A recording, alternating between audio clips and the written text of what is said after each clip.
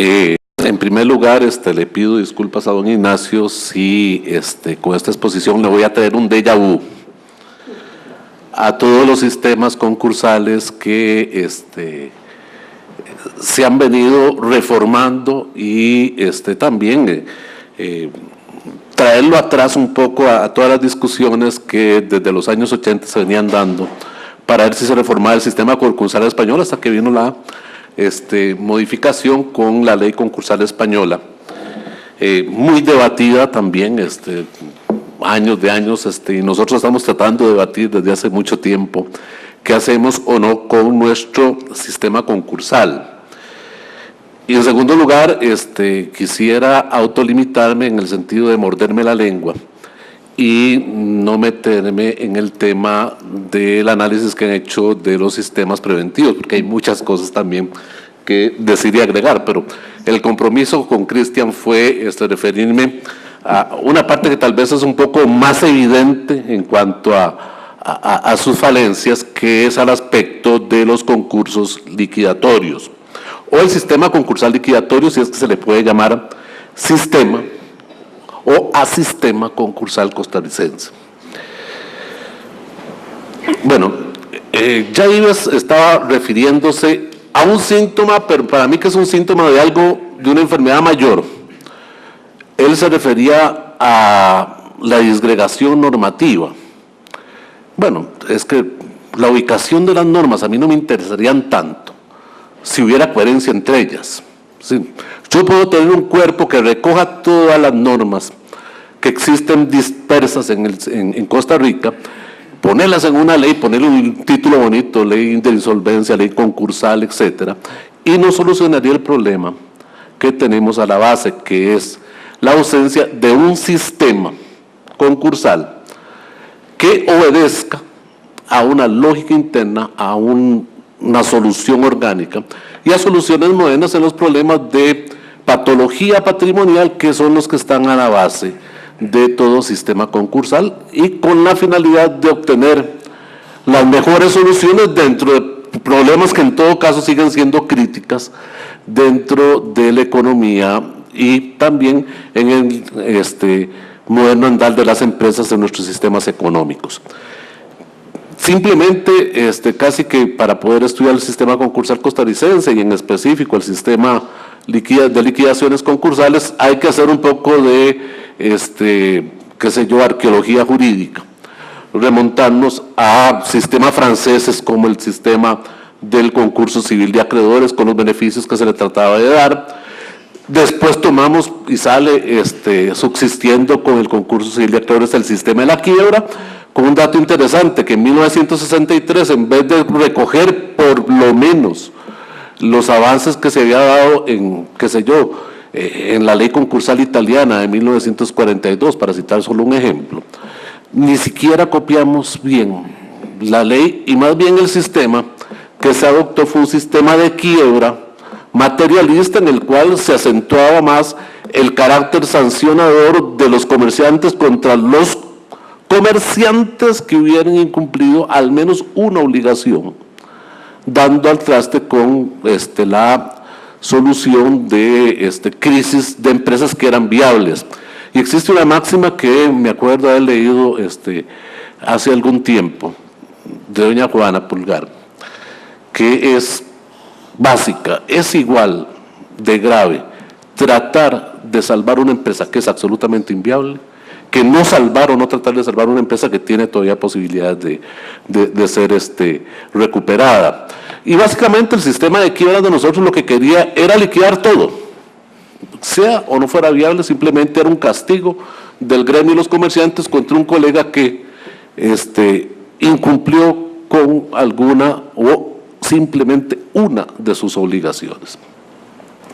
Posteriormente siguen cayendo estos estratos normativos, y en 1969, por el impulso de algunos profesores que fueron a estudiar Italia, en este caso estoy refiriéndome a don Walter Antillón y a doña Elizabeth Hoyo Benito, le echan el ojo a un instituto que es el que ha venido un poco paliando la crisis desde ese momento, que es el Instituto del Convenio Preventivo, concordato preventivo del falimento en el caso de Italia, que viene un poco a tratar de rescatar algunas empresas que pueden eventualmente ser viables. Finalmente, en 1989, también a la luz de la administración controlada italiana, se toman algunas ideas de la administración controlada de la ley de quiebras italiana, y como decía Andrés Martínez en la charla inicial, no hay nada peor que copiar y mal copiado. ¿Por qué? Simplemente porque ni siquiera tomamos una traducción de la normativa italiana, que ya por esa época venía en crisis. Es decir, la administración controlada italiana, ya don Piero Pajardi decía en ese momento que estaba prácticamente en una etapa de decadencia y posteriormente llevó a su muerte. Pero nosotros la copiamos y la copiamos mal. Copiar mal del italiano es peor que copiar mal del alemán. Por lo menos debería ser más entendible, porque lo que sucedió es básicamente que le preguntaron a un profesor retirado que fue presidente de la Corte Suprema de Justicia que qué ideas podía tener para una reforma en esa materia. Y él tomó las ideas y puso las ideas que supuestamente se iban a desarrollar. Pero lo que no se dieron cuenta los que estaban copiando es que esas eran las ideas a desarrollar y las pusieron como tal. Entonces, en vez de tener lagunas, teníamos agujeros negros, sujetos a cualquier tipo de interpretación, y lo que se dio fue que ni los operadores judiciales sabían a qué se estaban enfrentando, y algunos abusaron del procedimiento de administración por intervención judicial en ese momento. Bueno, mientras tanto, subsisten en Costa Rica, además de la dispersión normativa a la cual ya he hecho referencia a David, nada más alguna notita para añadirle a David, es una cuestión. Bueno, ahora hay que tomar en cuenta también normas sobre privilegios, por ejemplo, en la Ley de Garantías Mobiliarias reciente, para citar la última ley dispersa que mete mano en el sistema concursal nuestro. Remisiones complejas, etcétera. David nos hizo algunas referencias de ese punto. Y vamos, básicamente, yo no puedo ser como Cristian un poco optimista en qué habrá bueno, qué habrá malo en el sistema liquidatorio. Necesariamente voy a tener que reseñar lo que ya la mayoría de nosotros sabemos, simplemente es recordar todo lo que perjudica nuestro sistema cuando se trata de liquidaciones. Bueno, dejando de lado que lo primero que tendría que fortalecerse es evitar llegar a las liquidaciones, que es todo el punto que ha venido tratando en este caso Cristian. Dejando de lado eso, supongamos que ya estamos en una situación en la cual sea verdaderamente necesario entrar en procesos de liquidaciones concursales. Bueno, en primer lugar, nuestro asistema concursal parte de la famosa dualidad entre comerciantes y no comerciantes, y establece entonces presupuestos objetivos diferentes.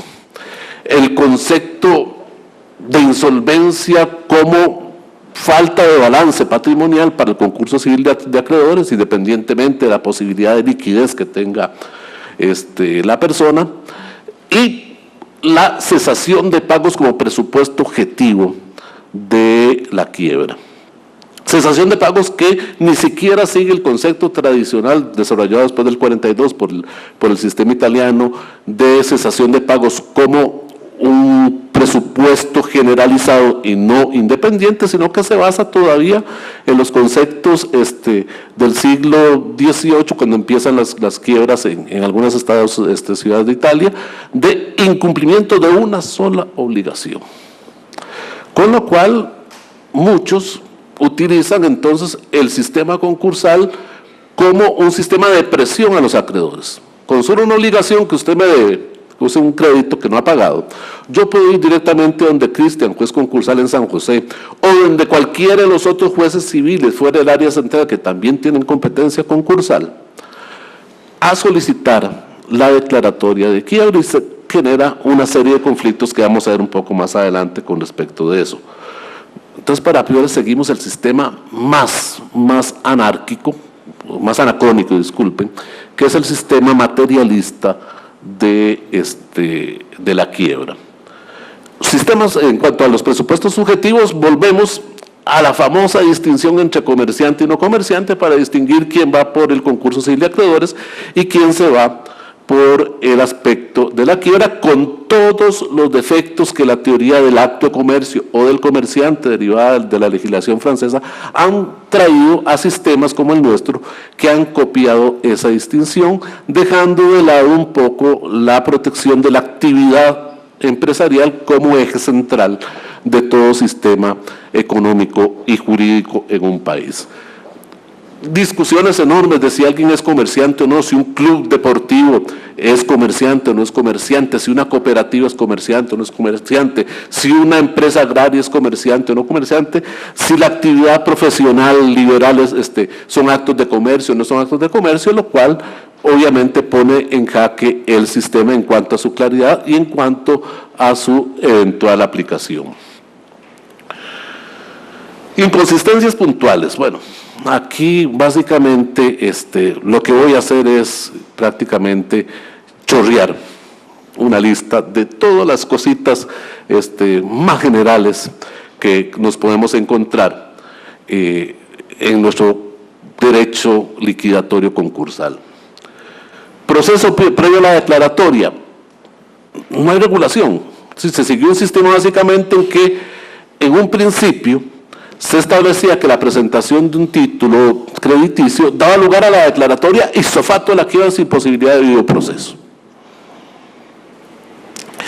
Claro, eso trajo lugar a una serie de injusticias, una serie de declaraciones apresuradas, y muchas veces revertir la declaración de la quiebra era ya prácticamente inútil, porque si no estaba en una situación irrecuperable la empresa o el comerciante cuando se declaraba, prácticamente sí lo estaba después de la declaratoria por los efectos que tenía esa declaratoria injusta. No hay ninguna regulación de qué medidas cautelares se deben tomar, porque si no tenemos pensado ni siquiera un procedimiento previo, la quiebra era en sí un sistema cautelar y ejecutorio al mismo momento.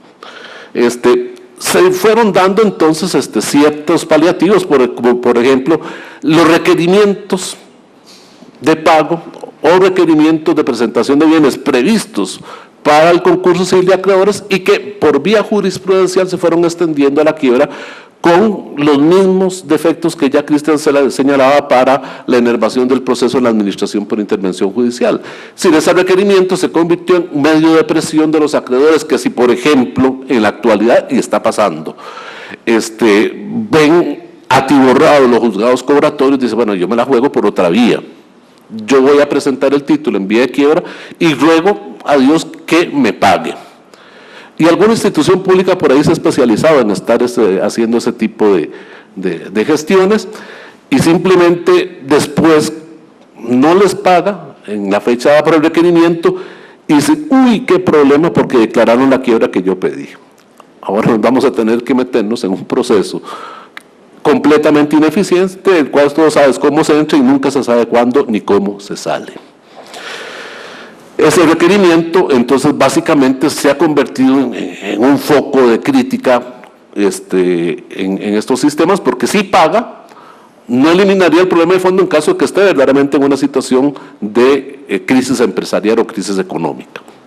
Ok, ausencia de regulación, por ejemplo, en cuanto a los grupos de interés, que bien señalaba Cristian que en el 709 último párrafo del Código Procesal Civil ya hay una norma que habla, aunque no define y no regula, lo que es el problema de los grupos de interés.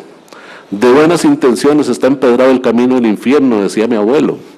Entonces, una muy buena intención en poner algún tipo de referencia a lo que son los grupos de intereses, pero no regulamos qué son, qué grados de participación pueden existir entre esos famosos grupos de interés, y lo más importante, qué consecuencias jurídicas va a tener cuando estemos frente a un grupo de interés económico en un proceso concursal. Por ejemplo, muchos autores argentinos, Miguenses es uno, que nos habla que no es lo mismo la extensión de la responsabilidad que la extensión de la quiebra, y nosotros no sabemos qué hacer, si extendemos una o la otra, con las diferentes consecuencias que ello puede acarrear. Ok, el otro punto es que, bueno, hay también liquidación por conversión, que es cuando de un proceso de administración y reorganización con intervención judicial o de un convenio preventivo fracasado, se pasa al proceso de quiebra o al concurso civil de acreedores según sea. Pero es que ojalá solo se pasara a un sistema que permitiría agilizar más, sino ese paso simplemente lo que se convierte es en una condena de muerte de tal vez empresas que, si bien no pudieron obtener un salvamento completo, están en una mejor condición de la que tenían cuando empezaron el proceso de convenio preventivo o cuando comenzaron el proceso de administración y reorganización con intervención judicial. Dicho de otra forma, hemos tenido casos en los cuales se comenzaban convenios preventivos, sobre todo con la legislación anterior, o digamos con quiebras, o más bien con administraciones, y estaba llegando a la orilla del río la empresa en cuanto a su etapa de salvamento, pero no estaba salvada, no había llegado todavía, no podemos decir que se salvaba. Como no se salvó en el periodo de 3 años al cual se refería Cristian, entonces había que matarlo cuando ya estaba a la orilla del río, con todo el dispendio de energía y de esfuerzo que se hizo en todo el procedimiento anterior. Se hablaba en el caso, por ejemplo, de IBES, de Lagner y Sáenz, que con la normativa actual se hubiera desperdiciado Lagner y Sáenz. ¿Por qué? Porque la administración por intervención de Lagner y Sáenz fracasó con la administración por intervención, no se recuperó en esa etapa. Pero la legislación permitía que pudiera proponerse un convenio y no pasar directamente a la liquidación. Y fue en el convenio preventivo donde básicamente, terminando de recoger los esfuerzos que se habían hecho durante el periodo anterior, se pudo llegar entonces a evitar la liquidación de esa empresa. En este momento la legislación no nos permitiría, terminar una administración por intervención, poder pasar al convenio preventivo. Y Cristian decía, no se sabe por qué, no, sí se sabe por qué. Y sí se sabe también por qué se pusieron limitaciones en cuanto a las empresas que pudieran tener un perjuicio social de grave o difícil reparación en caso de extinción, simplemente porque un sector del país, en este caso Asociación Bancaria Nacional, no quería que el sistema pudiera continuar de administración por intervención. Con cierta justicia en ciertos casos, porque se había presentado también para usos, pero en otros no. De las dos cosas se habían dado. Entonces fue una decisión querida, más bien la propuesta legislativa era más dura. Solo empresas cuya desaparición, grandes empresas de trascendencia nacional y regional, siguiendo la normativa del 86 francesa de la intervención de empresas. Bueno, sí había un designio en ese momento, en el 1996, de eliminar la administración y la organización por intervención judicial, y de hecho que lo han logrado. Es decir, a partir de ahí no hubo forma de que la administración pudiera recapitular en cuanto a lo que pudiera servir. Críticas puntuales, sigamos con algunas. Pluralidad de sistemas de verificación de pasivos. En el sistema concursal costarricense al menos están estas. Todavía puede ser que uno revolcando encuentre alguna otra más. Por lista de acreedores, en el caso de la administración por intervención, que si hay conversión a quiebra ya sería también vigente para la quiebra. Por legalización y audiencias, que es la que se establece para el convenio preventivo y para el concurso civil de acreedores. Por legalización y juntas de acreedores, que don Ives dice que no existe. Bueno, no es que el tribunal que yo presido no haya dicho que no exista.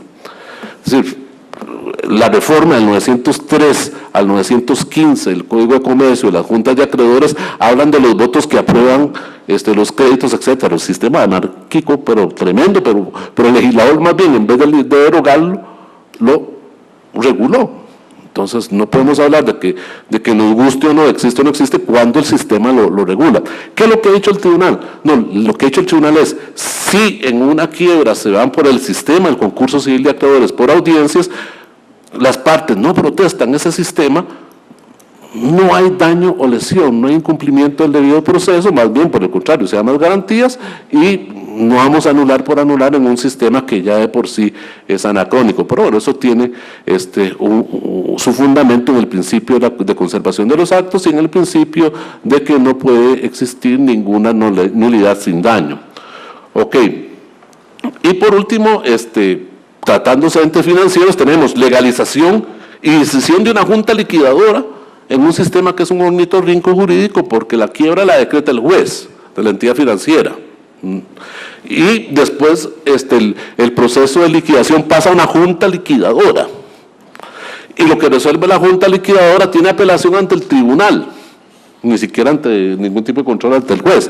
Entonces nosotros en el tribunal podemos tener casos en los cuales nos llegan, qué sé yo, 1.000, 2.000, 3.000, 4.000, 5.000 liquidaciones resueltas por juntas liquidadoras de entidades financieras, y tenemos que ver en apelación entonces lo que sucede ahí, y eso eventualmente tendría esta casación ante la Sala Segunda de la Corte Suprema de Justicia. Ok, entonces tenemos pluralidad de sistemas de verificación de pasivos complejos, tenemos complejos sistemas de verificación de activos. Hay que hacer inventarios, a veces, imagínense en empresas que se pueden hacer inventarios casi que tornillo por tornillo, máquina por máquina, con una pérdida de tiempo tremenda cuando se tienen que buscar soluciones prontas, y asumiendo el costo de lo que puede ser pagarle a un notario inventariador, que es uno de los aspectos que decía Ives, inclusive notarios inventariadores cobrando por imprimir la página del registro de bienes inscritos y cobrando sobre el valor de los activos que están inscritos, haciendo más caro todavía la liquidación. Para peores, nos tenemos que guiar por un sistema de avalúos periciales con una serie de problemas también en ese campo. ¿Por qué? Porque el perito cobra según el monto de su avalúo, un porcentaje. Y entonces yo no sé por qué algunos peritos tienden a hacer los avalúos bastante altos. Casualidad nada más. Cuando es la hora de traer la liquidación de bienes, lógicamente esos bienes no tienen el valor que el perito ha dado y comienzan a trabarse, y es así como también decía don Ives, hay que hacer enormes gastos en bodegajes de equipos que se van volviendo obsoletos, y por el caso, yo generalmente de una bodega de una distribuidora de electrodomésticos que todavía tiene Betamax embodegado, para ver qué se va a hacer con el Betamax. Yo no sé, habría que buscar algún museo tecnológico que tenga interés en esos aparatejos que obviamente ya no tienen ningún tipo de utilidad. ¿Qué más encontramos? Bueno, falta de una normativa coherente y actualizada en lo que se trata de contratos en curso de ejecución. No se tocan ni siquiera por asomo contratos modernos, para citar alguno, el fideicomiso del que hablaba Cristian, el leasing, operaciones de ventas bursátiles, etcétera, etcétera. Es decir, no existe un sistema coherente de qué hacer con los contratos en curso de ejecución en materia de liquidación. Sistema desactualizado en cuanto a acciones concursales, lo mismo, es decir, todavía tenemos un sistema francés que no sabe distinguir ni siquiera lo que es una acción revocatoria o pauliana. Insuficiencia normativa en cuanto a la administración concursal, basada en una curatela anacrónica. Costaba o cuesta mucho encontrar algún señor curador, alguna señora curadora que verdaderamente hiciera un buen papel en estos procesos. Normalmente el curador está peleándose con los demás acreedores, con el juez o con el concursado. Desafortunadamente, estimo mucho la profesión, soy abogado, pero tenemos que mejorar todo lo que es el sistema de administración concursal, como lo ha hecho, por ejemplo, la ley española concursal. Operaciones de liquidación ineficientes, no hay términos razonables para poder llegar a una liquidación de bienes. Este es un caso que nos da la legislación mexicana en la ley de concursos mercantiles, que sí nos establece pautas en cuánto se deben verificar ciertas etapas. No puede ser posible que hace 15 años se haya abierto un proceso concursal y que todavía estemos hablando de liquidación de bienes, así porque así. No hay una voluntad específica muchas veces de poder dar conclusión al proceso concursal, y no ayuda tampoco Las formas que tenemos de ventas de bienes, que se basan en todavía poder vender los bienes de acuerdo al avalúo, que ya sabemos que normalmente es alto, o si no tener que ir a las formas tradicionales de los remates judiciales, etcétera. Tenemos muchas formas de poder liquidar mejor el patrimonio. Por ejemplo, liquidación de partes o todos de una empresa en actividad. No prevé nuestra legislación qué pasa cuando hay una empresa que está activa, qué supuestos deben seguirse para la continuidad de esa empresa, aún en fase liquidatoria, porque puede ser útil, o ventas por lotes de mercaderías, o utilización de medios modernos de comercialización, ventas por internet. Es mejor, qué sé yo, tal vez sacar actualmente en diferentes redes sociales, etcétera, las diferentes posibilidades que nos dan la venta de los bienes, y no estar tratando de sacar edictos en gacetas judiciales después de peritajes, etcétera. Todavía, para seguir tocando puntos en los cuales nuestra legislación es obsoleta, se hace referencia a la calificación de la quiebra para poder acceder a acuerdos. O sea, si el quebrado fue calificado como quiebra culposa o quiebra fraudulenta, entonces si ha sido calificado en alguno de los dos tipos, si es quiebra fraudulenta, solo puede pagar, no puede ni siquiera proponer acuerdos, y eso perjudica a la masa de acreedores. Ya él tiene la sanción penal, ya que ¿qué le debe importar pagar si no tiene con qué? Mientras que los acuerdos pueden ser más bien un mecanismo que interese a la masa de acreedores, no tanto al fallido si es una persona física. O si es culposa, también da limitaciones a las posibilidades de llegar a estos acuerdos, y para peores el acuerdo requiere una mayoría más calificada que para el propio convenio preventivo. El convenio preventivo es un 66.66% de la masa de acreedores en cuanto al capital, mientras que en la quiebra sería un 75%. O sea, tras de que ya estábamos mal, todavía nos la pone más difícil para poder llegar a esa conclusión. Y también existe una reminiscencia, insisto yo, tanto en el caso anterior como en que puede ser que si no está abrogada es inconstitucional, a la rehabilitación del quebrado como fenómeno diferente a la conclusión del proceso concursal liquidatorio. Y ya Álvaro también había mencionado un poco que podría eventualmente seguir pateando la bola a los acreedores al punto de poner una pena perpetua de inhabilitación al quebrado que no ha podido salir de este atolladero de proceso. Ok. Ausencia de una jurisdicción concursal especializada. Solo San José, en la zona central, tiene juez especializado Cristian. Fuera de San José no, y en el tribunal los casos que nos preocupan más son los que vienen fuera de San José, precisamente por la falta de dominio de la materia.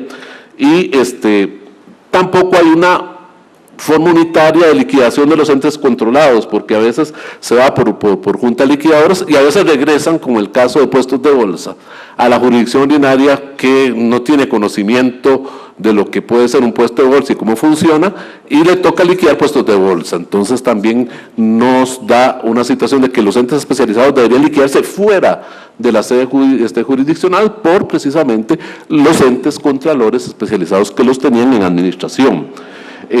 A manera de conclusión, necesidad impostergada de unificar el proceso concursal, y esta unificación no la refiero a la ubicación normativa, es una unificación de sistema, donde básicamente puedan interactuar lo que son mecanismos de protección de la empresa y eventualmente, si fuera necesario, liquidaciones con una flexibilidad mucho más amplia de la que encontramos en el sistema nuestro, que es absolutamente rígido. Unidad normativa puede ayudar, estamos de acuerdo, nada más decir que el proyecto de Código General del Proceso en el 2002 no era un proceso unificado, contrario a lo que decía Ives, en este caso no lo era. Era un intento de poner algunas normas procesales que eran como el cruce que había puesto él de vehículos, no solo una maraña, sino que era un cruce hecho con una pintura impresionista, o sea, todavía peor. Nada más unas pinceladas que uno tenía que adivinar qué era lo que se pudo haber querido, entonces, por dicha no pasó. Los intentos de reforma no han sido tampoco sistemáticos, han sido intentos de reforma parciales y para proteger algunos intereses particulares, que podría ser hasta cuestionable cuáles son los intereses que estaban protegiendo en cada caso, y que deben encontrar también respuesta de grupos de intereses contrarios. Es decir, en este caso estamos ante una encrucijada. Tenemos que hacer un proyecto, o tenemos que hacer una reforma concursal de interés nacional. Es decir, no podemos dejar o pelearnos con los entes financieros o los entes bancarios para proteger otros entes. Tenemos que llegar básicamente a soluciones balanceadas que en efecto puedan llevar a un consenso en este tema, que es lo que es difícil. En eso estamos desde 1996 en un problema de un choque ideológico, ¿a quién protegemos? ¿A unos o a otros? Y ahí los intentos de reforma concursal han venido topando contra pared. La unidad jurisdiccional, al menos, aunque Cristian a veces me ve con cara de temor, yo creo que estamos en una situación en la cual deberíamos tener un juzgado concursal especializado en San José, con competencia en todo el país. Ya a cualquier zona del país llegamos en 6 horas o menos. Tenemos un país de 50.000 kilómetros cuadrados, no justifica que juzgados que tienen otras competencias diferentes y otros intereses diferentes y no son especializados estén conociendo materia concursal, qué sé yo, para hablar en Limón, en Guanacaste, en Zona Sur, etcétera, y eso nos dan todavía más problemas, maximizan los problemas que tenemos en cuanto a eso. Me parece que la bola está picando en el terreno de vamos a hacer una reforma. Lo que tenemos es que ir profundizando en qué tipo de reforma vamos a tener que poner en marcha, y con la convicción de que el sistema actual ni nos lleva a ninguna parte y simplemente lo que está haciendo es como una rémora alimentándose de las crisis económicas sin dar una solución específica. Muchas gracias.